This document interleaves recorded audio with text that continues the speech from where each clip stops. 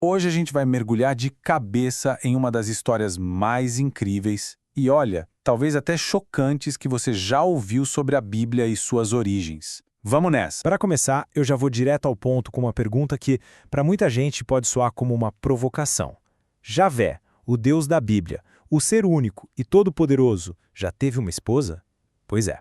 A resposta para essa pergunta, acredite, nos leva numa viagem simplesmente fascinante pela história da fé. E o mais incrível é que essa história toda não começa com uma teoria maluca, mas sim com uma prova física encontrada por arqueólogos. É isso aqui, ó, uma inscrição num jarro de cerâmica lá do século 8 a.C., que diz com todas as letras: "Eu te abençoo por Javé de Samaria e sua Aserá". E aí a gente se pergunta, quem diabos era Aserá e o que ela fazia ali como parceira de Javé? Pra gente entender esse quebra-cabeça, a gente precisa voltar bastante no tempo. Nossa primeira parada é a antiga terra de Canaã, o lugar que um dia se tornaria Israel. E a primeira coisa que você precisa saber é: esquece o monoteísmo. Aquele mundo era um lugar lotado, cheio de deuses e deusas por toda parte. A religião por lá era o que a gente chama de politeísta. Pensa numa grande família divina, bem no estilo da mitologia grega ou nórdica, sabe? Tinha um Deus Pai, que era o chefão, uma deusa mãe e um monte de filhos, cada um com seus poderes e suas responsabilidades. Era esse o cenário. E essa aqui era a turma principal. No topo, a gente tinha El, o Deus Pai, o grande patriarca. A esposa dele era Aserá, a deusa mãe. E um dos filhos mais importantes deles era Baal, o deus da tempestade, super popular. Tinha também Iaon, o deus do mar, e Mote, o deus da morte. Guarda bem esses nomes, principalmente El, Aserá e Baal. Eles são a chave para tudo. Agora, um detalhe fundamental para a gente entender como eles pensavam. Os deuses eram territoriais. Cada cidade tinha o seu deus protetor. E uma guerra entre dois povos era, na cabeça deles, uma briga entre os deuses desses povos. Se o seu exército perdesse a batalha, a lógica era simples. Poxa, nosso deus é mais fraco que o deles. Simples assim. E é justamente nesse cenário, nessa competição divina, que um novo Deus entra em jogo. Um Deus que ia literalmente virar a mesa e mudar a história da humanidade para sempre. A origem de Javé é um grande mistério, cheia de debates. Mas hoje, a teoria mais forte entre os especialistas sugere que ele não era um deus original de Canaã. Não, ele era um estrangeiro. O culto a ele provavelmente veio de fora, trazido por tribos nômades que viviam nos desertos ao sul. Ou seja, Javé chegou como um forasteiro. E essa chegada já criou uma rivalidade imediata. Sabe por quê? Porque Javé tinha características muito, mas muito parecidas com as de Baal, que era o deus mais popular da região. Pensa bem, os dois eram deuses guerreiros ligados a tempestades e trovões, e ambos prometiam fartura para o povo.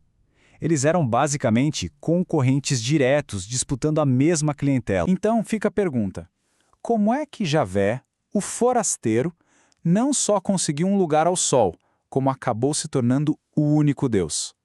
O segredo está num processo fascinante que a gente pode chamar de fusão divina. A ascensão de Javé foi uma jogada de mestre que aconteceu aos poucos. Primeiro, o culto a ele foi ganhando força em Israel. Aí, em vez de brigar com o chefão, o Deus Pai El, aconteceu algo genial. Javé começou a se fundir com ele. O povo passou a entender Javé e El como sendo o mesmo Deus. Com isso, Javé herdou os títulos de El, como El Shaddai, que a gente traduz como Deus Todo-Poderoso. E aqui vem o pulo do gato. Se ele se fundiu com El, ele também herdou a esposa de El, a deusa Asera. E é por isso que, de repente, começam a aparecer inscrições falando de Javé e sua Asera. Faz sentido agora, né? Com isso em mente, a gente pode até reler aquele famoso mandamento de outra forma.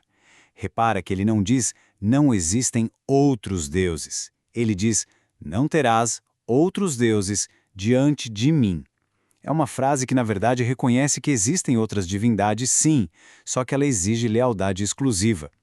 É quase uma declaração de ciúmes, uma ordem para não dividir a atenção num mundo que ainda era cheio de deuses. E a história do bezerro de ouro fica muito mais interessante. Muitos historiadores hoje acreditam que a fúria de Moisés não foi porque o povo estava adorando um outro Deus, Na verdade, eles provavelmente estavam tentando adorar o próprio Javé, aquele que os tirou do Egito. O problema era o jeito que eles estavam fazendo isso, usando um bezerro, um ídolo, que era um símbolo de poder ligado aos antigos deuses El e Baal. Era uma briga entre a fé popular do povo e os sacerdotes, que queriam um culto mais puro. Ok, mas a passagem de Javé, de Deus principal para Deus único, não foi um processo tranquilo, uma evolução natural. Não.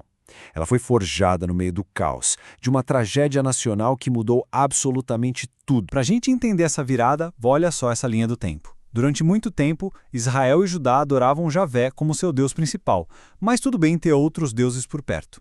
Aí vieram duas catástrofes. Primeiro, a invasão assíria, que simplesmente varreu o reino do norte do mapa. E depois, o golpe final. Em 587 a.C., o Império da Babilônia invadiu Jerusalém, destruiu o templo sagrado e levou a elite do povo como prisioneira. Foi ali, no fundo do poço, que tudo mudou. Foi durante esse período de exílio e sofrimento que uma ideia completamente revolucionária começou a tomar forma: o monoteísmo. A ideia de que Javé não era apenas o Deus mais forte de Israel. Ele era o único Deus. Ponto. O único que existia em todo o universo. E por que essa ideia surgiu justamente ali, na derrota? Pensa comigo. Se o seu Deus é o Deus da sua terra e você perde a sua terra, o que isso significa? Que o seu Deus foi derrotado. Para a fé em Javé sobreviver, ele não podia mais ser só o Deus de uma montanha em Judá. Ele precisava ser desterritorializado. Ele tinha que se tornar um Deus universal que pudesse ser adorado ali na Babilônia, no exílio ou em qualquer outro canto do mundo.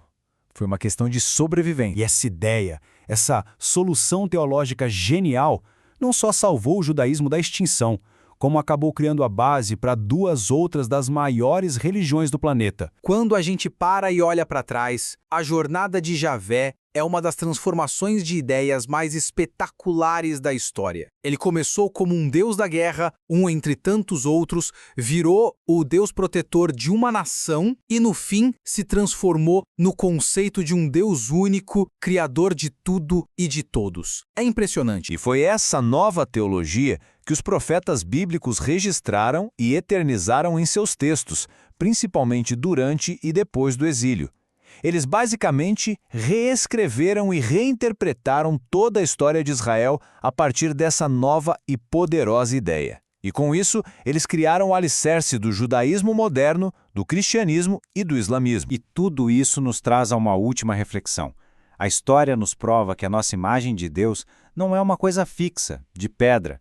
Ela evoluiu, mudou radicalmente por causa de crises, política, novas ideias.